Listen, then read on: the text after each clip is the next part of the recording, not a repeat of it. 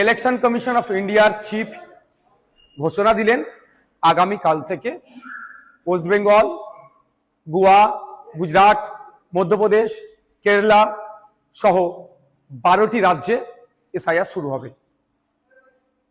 এখন তারা কোথায়? তাদের বক্তব্য শুনতে আমার ইচ্ছে করছে। যারা বলেছিল পশ্চিমবাংলায় এসআইআর হতে দেব না, করতে দেব না, তাদের অবস্থান কি? আটকাতে পেরেছে? আমি ডে 1 থেকে বলে আসছিলাম, যখন এসআইআর নিয়ে চর্চা হচ্ছিল, যে এসআইআর নিয়ে আপনারা আতঙ্কিত হবেন না। আজকেও বলছি, এসআইআর নিয়ে আতঙ্কিত হবেন না। আপনাদের ডকুমেন্টস আপনারা রেডি করুন। ইলেকশন কমিশন অফ ইন্ডিয়া তার ওয়েস্ট বেঙ্গল সাইড থেকে, ওয়েস্ট বেঙ্গল স্টেটের সিওর মাধ্যমে যে এসআইআর করাচ্ছে, কোনো বৈধ ভোটারের নাম বাদ পড়বে না। আমরা আশা করব প্রত্যেকটা নাগরিক যারা আছেন ভোটদানে, যারা 18 বছর ঊর্ধ্বে পূর্ণ স্বাধীনতা আছে সংবিধান প্রদত্ত, সেটা বহাল থাকবে। এখন প্রশ্ন হচ্ছে, যারা বলেছিল এসআইআর করতে দেব না, তাদের সরকার প্রায় 90,000 অফিসার ইসিআই কে দিচ্ছে দ্রুততার সাথে এসআইআর করার জন্য। এখন অফিসারগুলো এসআইআর করতে যাবে, বুথ ধরে যাবে। আমি অনুরোধ করব আপনাদের কাছে, এটা নিয়ে কেউ উত্তেজিত হবেন না।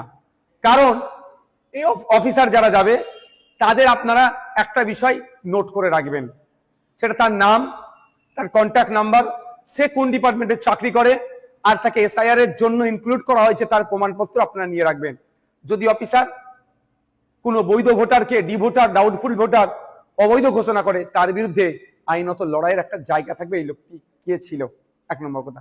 দ্বিতীয়ত, কেউ যদি আপনাদেরকে উত্তেজিত করার চেষ্টা করে, আপনারা কারো কথায় উত্তেজিত হবেন না।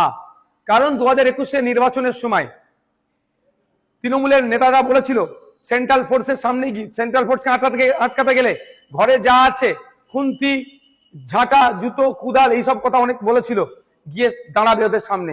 এই করতে গিয়ে শীতলকুচিতে সেন্ট্রাল ফোর্সের গুলিতে 4 মানুষ মারা গিয়েছিল। আজকে 4 বছর অতিবাহিত হয়ে গেল, এখনো কিন্তু বিচার পেল না।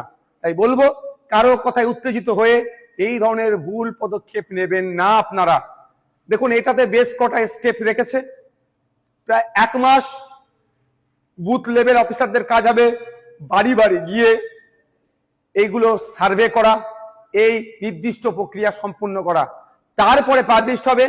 পাবলিশড হওয়ার পরে প্রায় 1 মাস, হয়তো কারো যদি নাম ইচ্ছাকৃত হোক, অনিচ্ছাকৃত হোক, বা ডিস্টার্ব বাদ পড়ে বা ডিস্টার্ব হয়, সেক্ষেত্রে